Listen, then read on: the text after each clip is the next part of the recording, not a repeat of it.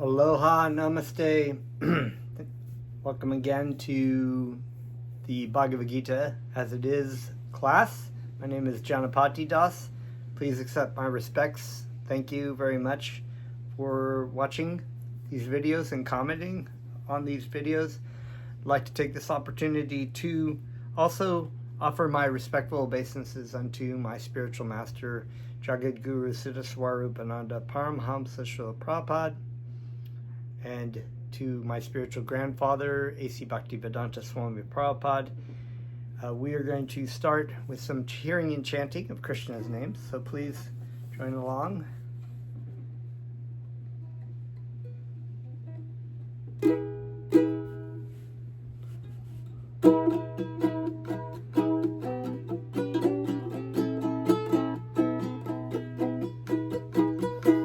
Namo Siddha Swarupananda Paramhamsa Namine Goda Karuna Swarupaya Radha Krishna Prastayate Namo Siddha Swarupananda Paramhamsa Namine Goda Karuna Swarupaya Radha Krishna Prastayate Vaja Shri Krishna Chaitanya Prabhu Nityananda Shri Dvaita Gadadhara Shri Vasari Gaur Bhakta Vrinda Vaja Shri Krishna Chaitanya Prabhu Nityananda Shri Advaita Gadadhara Shri Vasari Gaur Bhakta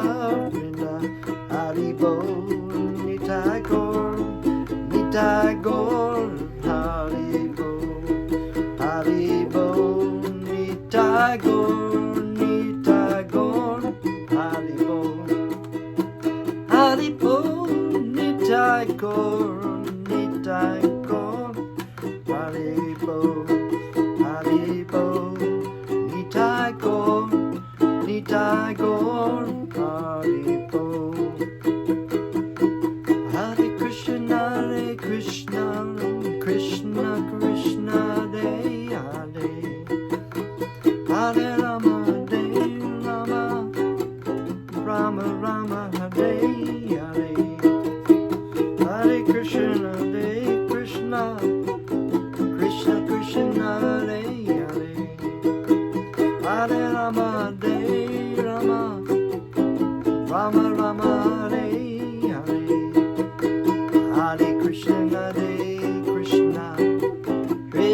Krishna Hare Hare Hare Rama Rama Rama Hare Hare Hare Krishna Krishna Krishna Krishna Hare Hare Hare Rama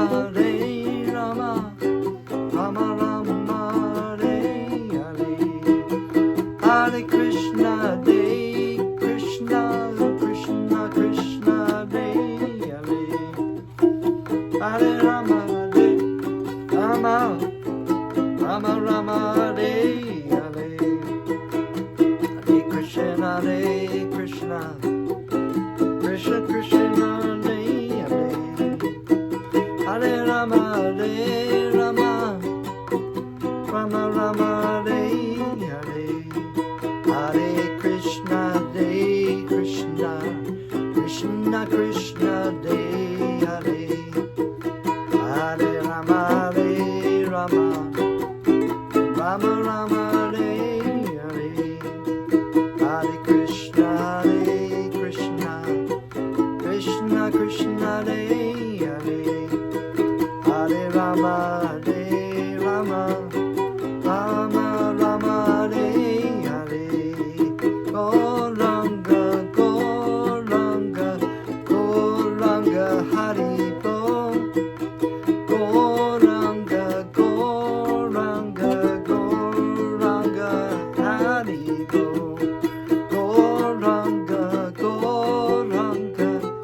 Gauranga Hari Bol Gauranga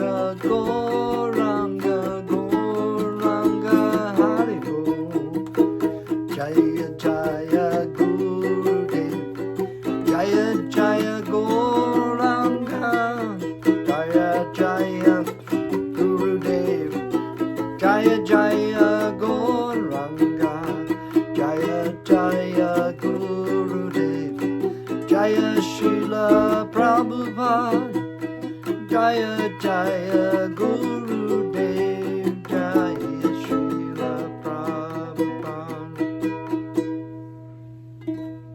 Haribol. Om Namo Bhagavate Vasudevaya. I was born in the darkness of ignorance, and my spiritual master opened my eyes with the torch of knowledge. I offer my respectful obeisances unto them. Okay, continuing on, I'm reading from chapter 2. We just completed text 20, and we are continuing with text 21. Just a quick recap. Krishna has been instructing Arjuna. Arjuna had surrendered himself to the superior position of his spiritual master, Sri Krishna, to receive the spiritual knowledge.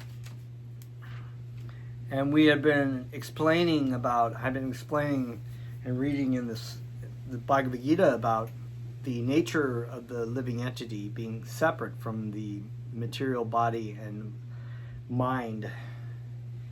And that was one thing, was that the living entity is eternal and indestructible and immutable and not subject to destruction, that there was no birth nor death for the living entity, whereas the material body is temporary, subject to destruction, to change, and the idea of killing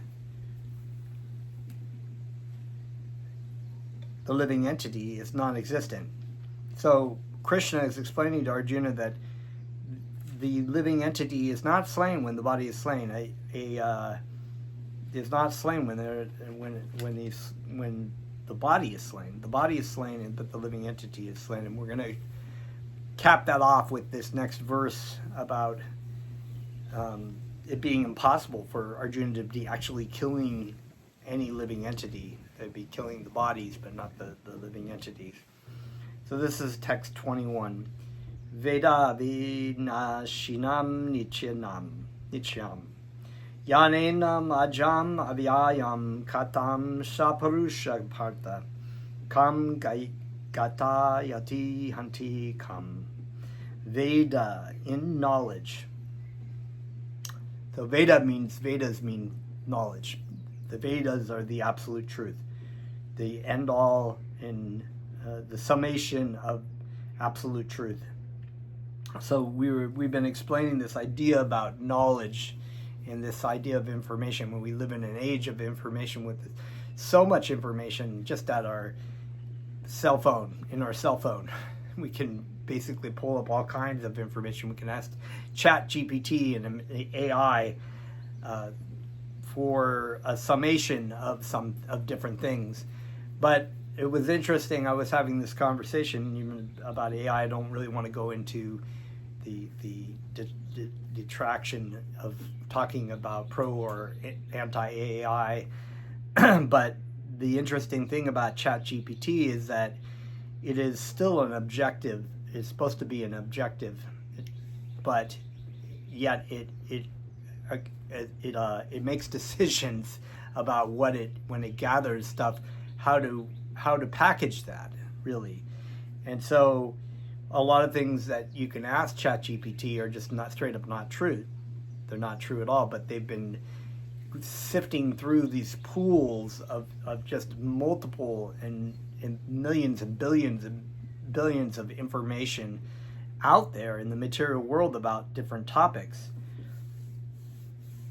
But there is so much information and so much knowledge that's either partially true and fully speculative. And whereas the information coming from the absolute truth is the absolute truth. The Vedas, Krishna is the source of all the Vedas. The Vedic truth comes from Krishna. Therefore, it is not incorrect. It is real knowledge. So continue. Avinashinam, indestructible. Nityam, always. Yaha, one who Enam, this soul. Ajam, unborn. There's our word aja, unborn, right? Avyayam, immutable. Katam, how. Saha, he. Purusha, person. Partha, O Partha Arjuna. Kam, whom. Gatayati, hurts. Hanti, kills. Kam, whom. Translation from text 21. O Partha. Partha is the name of the son of Prita, right? Prita comes from the name of being the son of Pandu, King Pandu. How can a person who knows that the soul is indestructible, unborn, eternal, and immutable kill anyone or cause anyone to kill? So this is also making a point that if you are in knowledge, you've received true information from the Vedas, from the spiritual master, and from Krishna ultimately, and you understand you are this Dhiras, or the sober person, the sage, the Muni, right? You're the great sage. You've received your information from your spiritual master about the nature of the soul and the separation of the soul and the body, of the living entity in the body. To have this information, therefore, how would you be able to understand that you would be actually not killing the person? Or, so he's asking this question basically: how can you, if you know this knowledge, if you have this information, how would it be possible to be killing a person, or actually really in the knowledge of thinking, I'm killing this person, killing this person, or cause anyone to kill?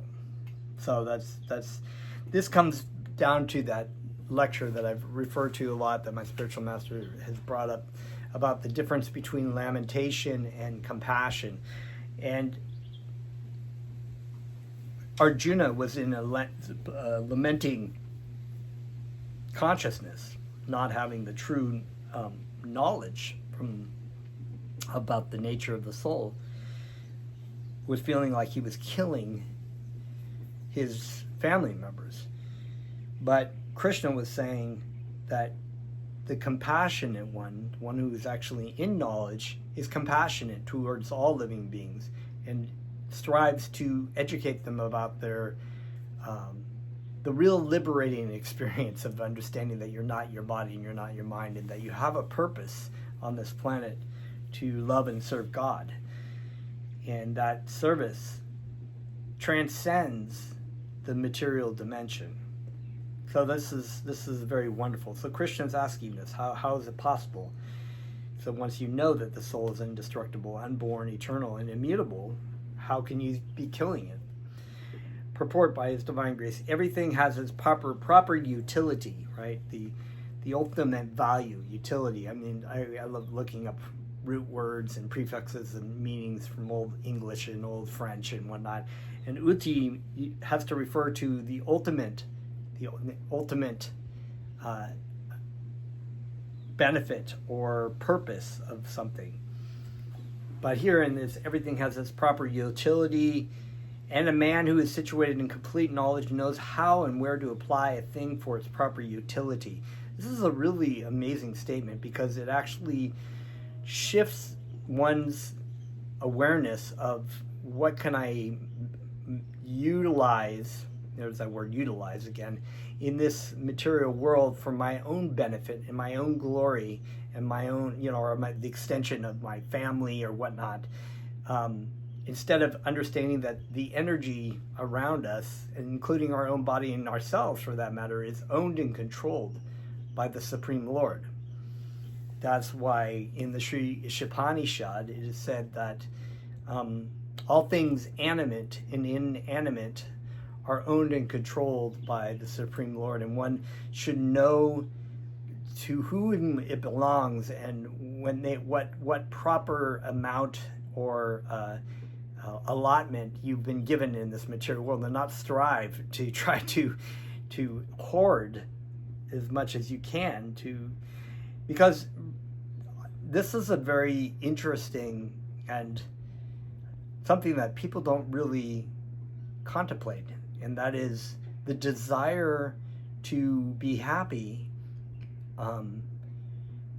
is manifested in the material world as a desire to overconsume. And the overconsumption, especially in the West, of things brings about great suffering and great unhappiness, not only on the part of the consumer who doesn't find satisfaction and is completely unhappy by his consumption, but also by everything around him, the planet, other living beings that have to deal with our overconsumption.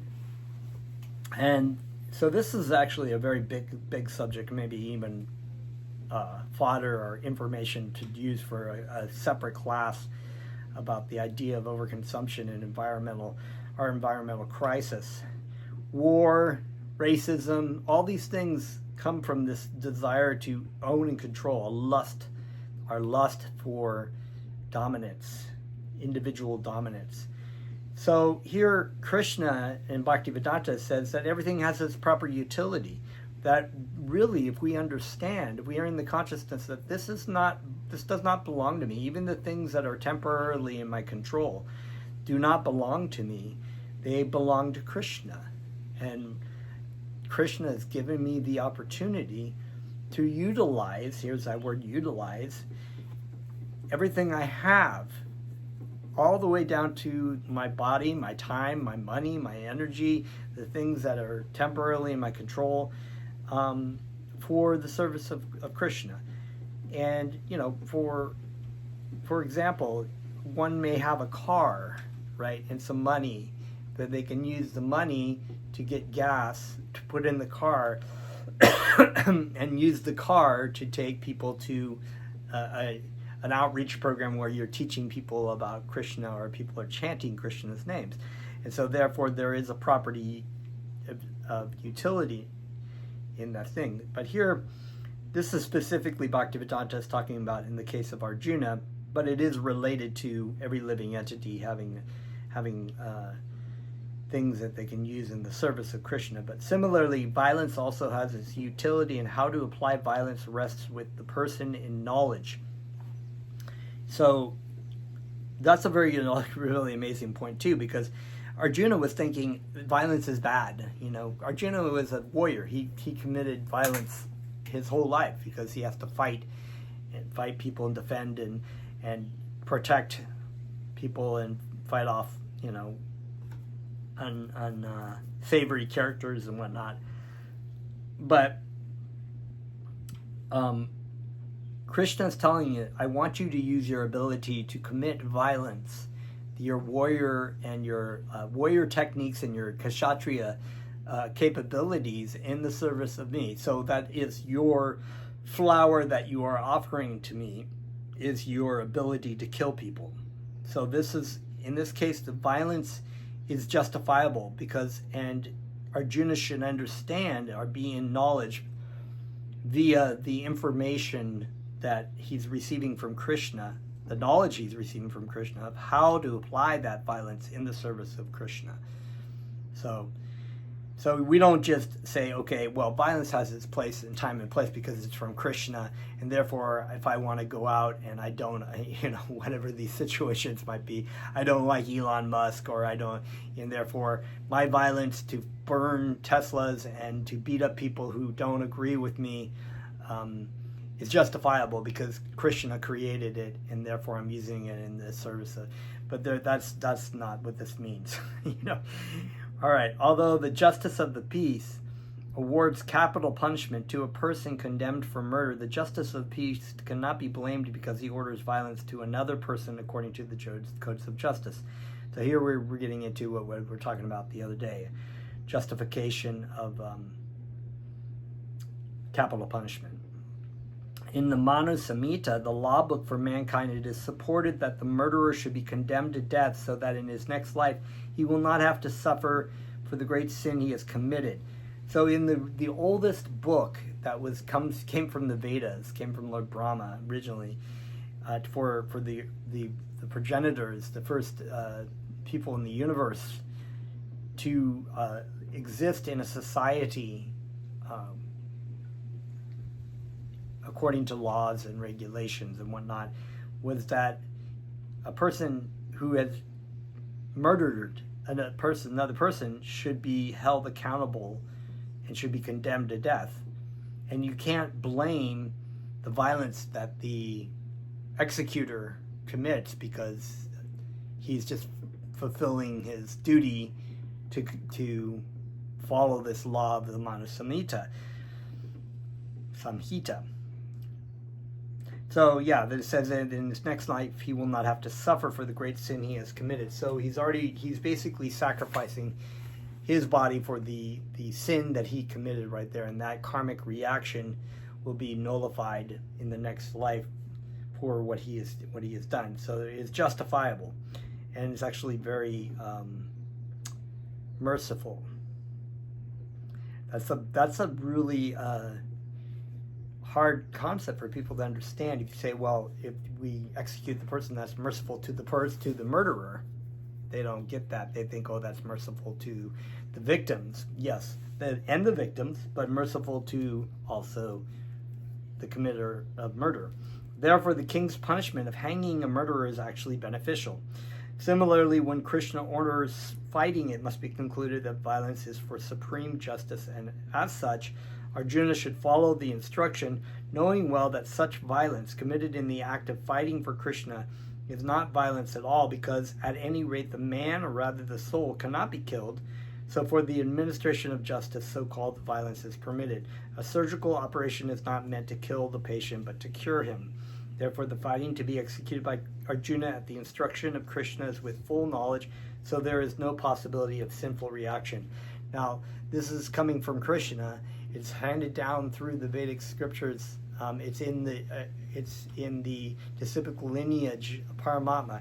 This information is not it's not the same as when some people say, well, I'm fighting for God's side, or I'm going to kill all the Jews because Allah is the true God, or I want to kill all the Muslims because Jehovah is the true God, and in my mind, I think it's justifiable.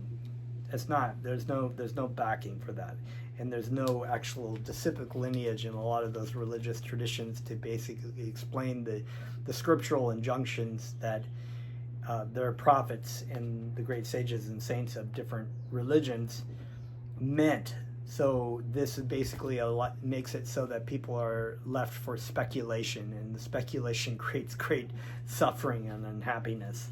You cannot explain these things without a living spiritual master and disciplic lineage. Text 22. Vashamsi jiranani yata vihaya navani gritnati naro parani tata sharilani vihaya jiranani anyani shamyati nanvani dehi. I think you're supposed to kind of do that instead of like Vamshamsi jirani yata vihaya Navani Grinati Naro Parani Data Salani Vihaya Jalani Anani Samyati Navani Dehi. That's interesting. It's so yeah. Anyway, Vashamshi garments Janarnani, old and worn out. Yata, as it is. Vihaya, giving up.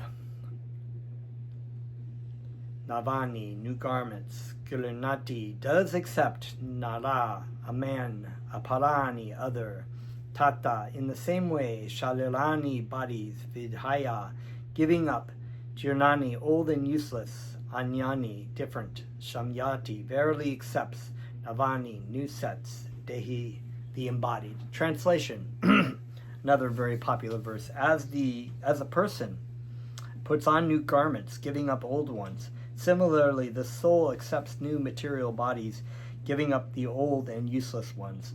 This is a great verse. I'm going to read it again. As a person puts on new garments, giving up old ones, similarly, the soul accepts new material bodies, giving up the old and useless ones. So this is supporting the argument that's being unveiled right now. But there is a great thing. It always reminds me of my Guru Dev's lectures, and he talks about the idea of racism. This idea of racism as being not only looking at another race and considering it inferior and putting it down accordingly, but it's also basically identifying as a race, and being offended by people saying things about your race, because this goes right to the point of the body not being the self and not being the soul. So if a person, just like it says before, if a person knows that the soul is indestructible, unborn, eternal, and immutable, that it can't kill anybody, can't do anything, it's also not the body. And so that goes along with all the things that go on in the mind about the body, about the so-called race, about the so-called sex. It's like, so all these things are having to do with the body, right? Exactly. And whether you identify as a transgender or an LGBTQ or black or white or woman or man or heterosexual or tall or fat or short or anything that has to do with the material body is actually just a facade. I mean, it's actually not the real person, right? So as we've explained, chapter 2, verse 13, as the body soul continually passes in this life from boyhood to youth to old age, it passes into another body at death.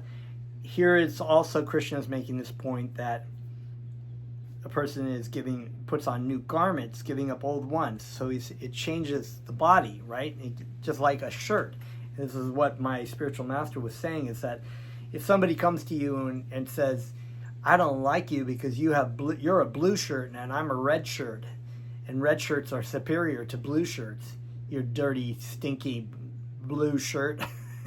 And he's like, that's really what you're talking about. You're talking about like this body as being superior or inferior. So there are races who will put down other races, but then in the same breath they'll consider their race to be superior, right? So, but this is complete ignorance, as taught here by Krishna. The living entity is putting on these bodies according to its karmic reaction. It has really no connection to the things that go on in the body. And this is the bottom line argument against racism, against sexism or any kind, or sex superior races, race superiority, whether LGBTQ is justifiable, or whether heterosexualism is justifiable. That's a little bit interesting, because then that may be another discussion for another time. But the heterosexual part is actually part of the original creation of the body, even though it is not connected to the spirit soul. It does serve a purpose, whereas the other ones don't serve a purpose other than being false bodily identification. But we won't get into that one right now. We'll just read through this one. Change of the body by the atomic individual soul is an accepted fact. So it's an accepted fact by even material science. They can see that the body is metabolizing, is changing consistently. Its cells are coming in, and the food and the energy is coming and going. There's movement constantly going on. So there's no denial about that. Even some of the modern scientists who do not believe in the existence of the soul, but at the same time cannot explain the source of energy from the heart, have to accept continual changes of the body which appear from childhood to boyhood, and from boyhood to youth, and again from youth to old age. From old age, the change is transferred to another body. This has been explained in the previous verse. Transference of the atomic individual soul to another body is made possible by the grace of the supersoul. So, not just by the movement of the soul from one body to another, it's possible because Krishna and the expansion as Paramatma is present there, and it is said here as the Shvetashvatara Upanishad, as the two souls, the super soul and the super soul and the Jivatma are like two birds sitting on a tree, right? And the one bird, the Jivatma, is busily engaging in the fruitive activities of eating from that tree and fixated on that tree, of the material fruitive activities of enjoyment of happiness, material so-called happiness and distress. The super soul is the other bird observing them, watching, waiting for the bird to turn around and recognize him. So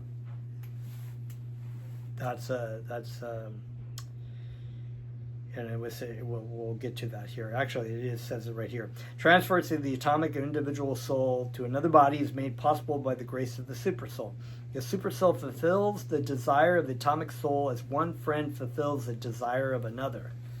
So Krishna is our ultimate friend, and oftentimes people will say, well, God knows that we're actually away from him, or if God knows that we're suffering in this existence, why doesn't he just force us to turn around? And the reality is that it's kind of like, if you love someone, you don't force them to do anything. If they really in their heart want to be away from God, then Krishna facilitates that. But he does give opportunities. He's giving opportunities, and he's supplying opportunities for signs for the living entity to have some intelligence to say, why am I suffering? And then facilitate that journey back to God. The Vedas, like the Makanda Upanishad, as well as the Shvetashvatara Upanishad, compare the soul and the supersoul as to two friendly birds sitting on the same tree. One of the birds, the individual atomic soul, is eating the fruit of the tree, and the other bird, Krishna, is simply watching his friend. Of these two birds, although they are the same in quality, one is captivated by the fruits of the material tree, while the other is simply witnessing the activities of his friend. So Krishna is present, observing continuously from life after life with us in the material world. Krishna is the witnessing bird, and Arjuna is the eating bird. That's why it's said that if you take one step towards God, God will take 100 steps towards you, because he's waiting for you. He's your dear friend. He wants you to turn around, and so you make that opportunity to go to him, to facilitate that. He will come by. He will match it.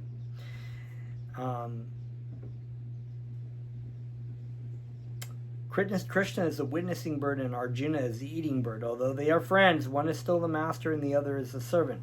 Forgetfulness of this relationship by the atomic soul is the cause of one changing his position from one tree to another, or from one body to another. The jiva soul is struggling very hard on the tree of the material body. And this is reiterated in chapter 7, where it says that the living entities are a superior energy, but they're struggling with the universal, the material energy in the universe. Excuse me. We'll get to that too. But as soon as he agrees to accept the other bird as a supreme spiritual master, as Arjuna agreed to do by voluntary surrender to Krishna for instruction, the subordinate bird immediately becomes free from all lamentations. That's a beautiful statement, because that goes back to this idea of what my Guru Dev was talking about. Being, once you have surrendered your life to your spiritual master and to Krishna, and you start inquiring from your spiritual master, you start applying your instructions, the lamentation of your lamentation in this material world, of which we are all lamenting, it goes away, and you become compassionate towards other living beings. It's not all about you. You suddenly have a vision of your the other living entities around you, who are also, you basically act as a spiritual master, not as you become, I'm a spiritual master, but you act as an instructor to other living entities to educate them about their existence in this material world. And this is something that my spiritual master has basically, he said there are two parts equally important. One is to take the instructions of your spiritual master to apply in your own life, in your own sadhana bhakti, in your practices of japa and kirtan and whatever, all the other things that you do for your personal spiritual practice. But equally important is to take the knowledge that you have and to take it out to other people. And so those are equally important. So you can't be neglecting in either of the two. You can't be neglecting in your personal spiritual practice, because when you try to take it out to other people, you'll be weak and not have any conviction, and also not have any real knowledge. That Krishna will not be speaking to you. So it's like, you need to have that, but you also you can't just keep that all to yourself. You have to share to others. So this is a wonderful instruction from my spiritual master, and I hope I can fulfill that accordingly. Both the Katha Upanishad and Svetasvatara Upanishad confirm this.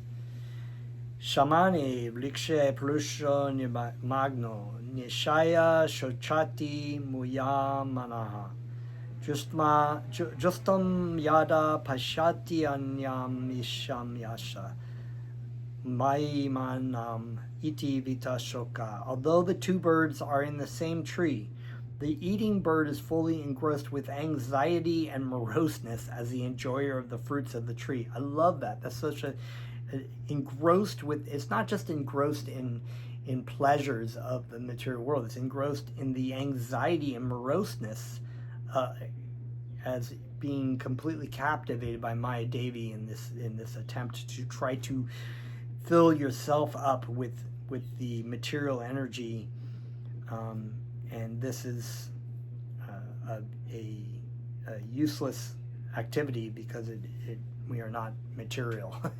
So we will never be able to be, we're just basically engrossed with anxiety of either trying to get more of things that we think are going to bring us happiness, or being fearful of losing the things that we have that are bringing us some amount of happiness, or losing things and moroseness. We lose the ones we love, we lose things all the time.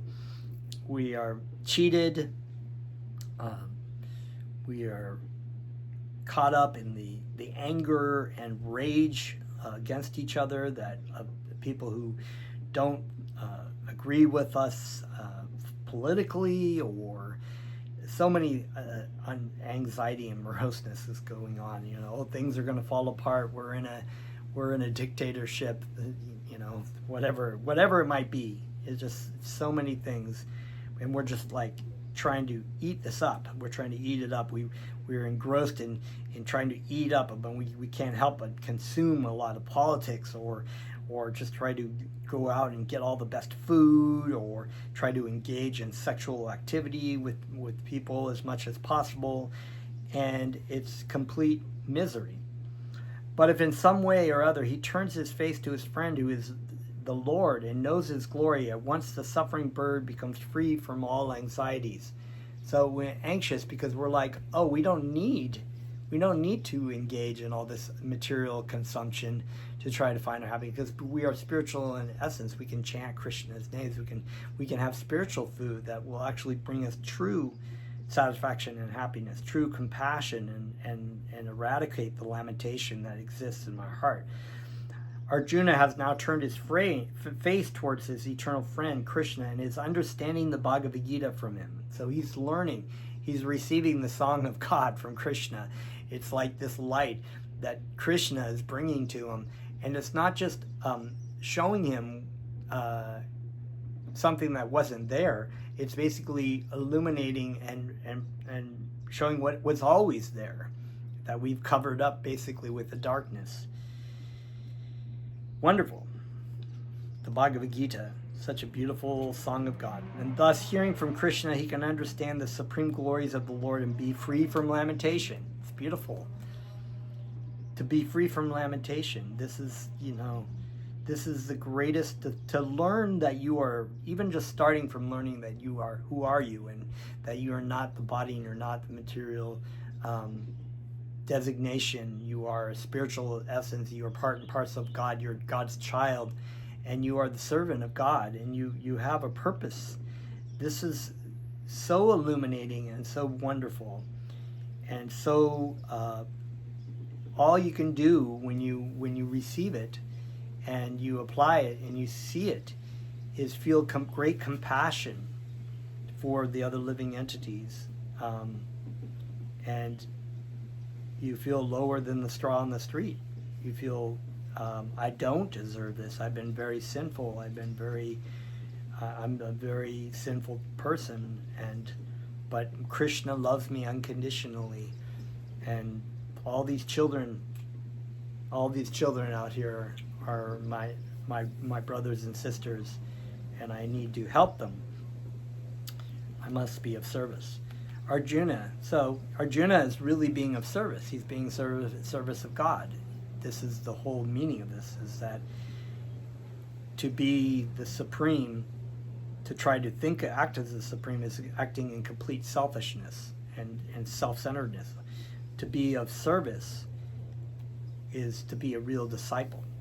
Arjuna is advised herewith by the Lord not to lament for the bodily change of his old grandfather and his teacher. He should rather be happy to kill their bodies in the righteous fight, so they can be cleansed at once of all reactions from various bodily activities. One who lays down his life on the sacrificial altar or in the proper battlefield is at once cleansed of bodily reactions and promoted to a higher status of life. So there was no cause for Arjuna's lamentation. Wonderful verse. Text 23. Let's see, we have enough for one more. Nainam chindati shashranti shastrani. Nainam dehati pavakaha. Nachainam kledayati apo. Na shoshyati marutaha. Never. Enam, unto the soul. Naitam.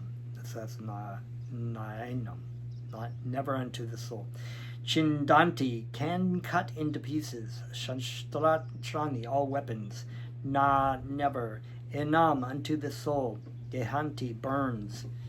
Pavakya, fire. Never. Cha, also. Enam, unto the soul. Cha, enam. Kledayanti, moistens. Apa, water.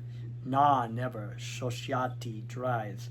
Marutaha, wind. Translation for text 23. The soul can never be cut into pieces by any weapon, nor can he be burned by fire, nor moistened by water, nor withered by the wind. So here, of course, there's more descriptions about the living entity not being able to be destroyed. It cannot be, so none of the weapons that you fight with Arjuna are going to kill the living entity. Burning with a fire mantra, or water weapon, or wind weapon. None of these things that you're using. This battle was full of all kinds. This time was full of great technologies of different kinds of things that were in. Everything was done by mantras. It was just pretty amazing. They had these nuclear weapons and great powerful weapons, but none of them still could kill the living entity. Just the bodies.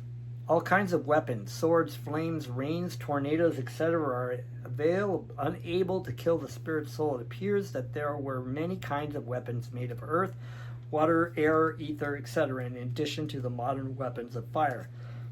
Even the nuclear weapons of the modern age are classified as fire weapons, but formerly there were other weapons made of all different types of material elements. And we read about it in the Mahabharata. Firearms were counteracted by water weapons, which are now known to modern science.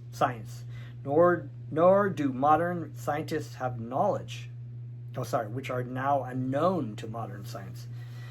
Nor do modern scientists have any knowledge of tornado weapons. Nonetheless, the soul can never be cut into pieces nor annihilated by any number of weapons, regardless of scientific devices. Nor was it ever possible to cut the individual souls from the original soul. The Mayavadi, and we go to the impersonalists, right? However, cannot describe how the individual soul evolved from ignorance and consequently became covered by illusory energy. Because they are atomic individual souls, sanatana, eternally, they are prone to be covered by the illusory energy, and thus they become separated from the association of the Supreme Lord, just as the sparks of fire, although one in quality with the fire, are prone to be extinguished when out of the fire. So yeah, the living entity, although the same quality of spiritual energy as the Supreme Lord, like sparks of a fire or like beams of light particles of the sun, are considered to be marginal. So you have the Vishnu Tattva, the spiritual energy, and the Jiva Tattva, the Purusham, that's not the word, the Prakriti material energy. I'm trying to get the right Sanskrit word. And the living entity is considered marginal because it can either be influenced by Maya Devi or material energy, or be influenced by Krishna, spiritual energy. So if it comes under the influence of material energy, it becomes covered by the material energy, and it's just like when you put a towel over a spark, it seems like the light goes out. Or if you put a glass a rock or something in front of the sunbeam, it's shadowy, so it appears burnt out, and it's not aware of its own existence as a spiritual being. It thinks, I am this, I am matter.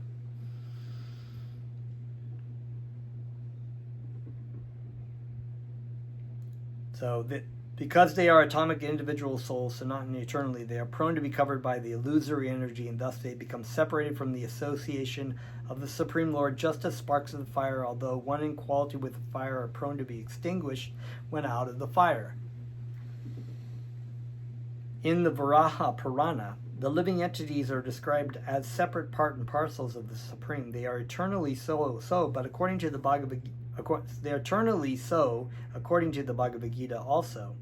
So even after being liberated from illusion, the living entity remains a separate identity, as is evident in the teachings of the Lord to Arjuna.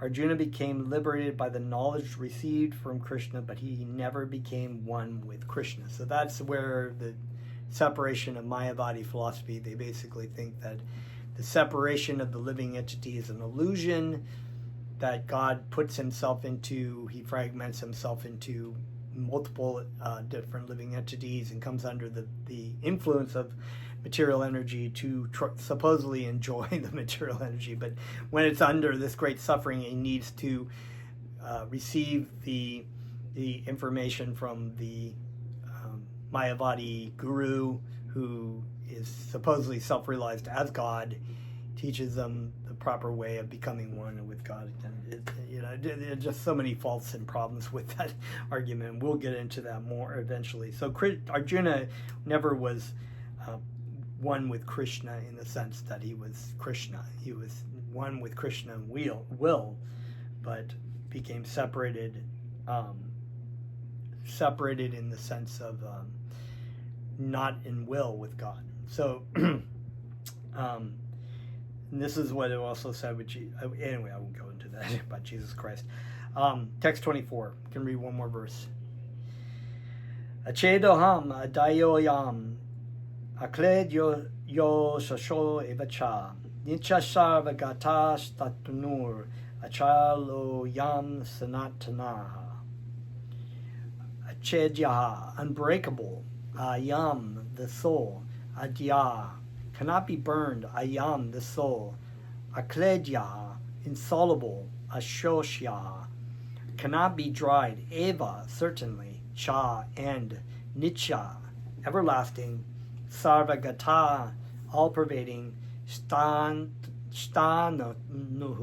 unchangeable. Achalaha, immovable.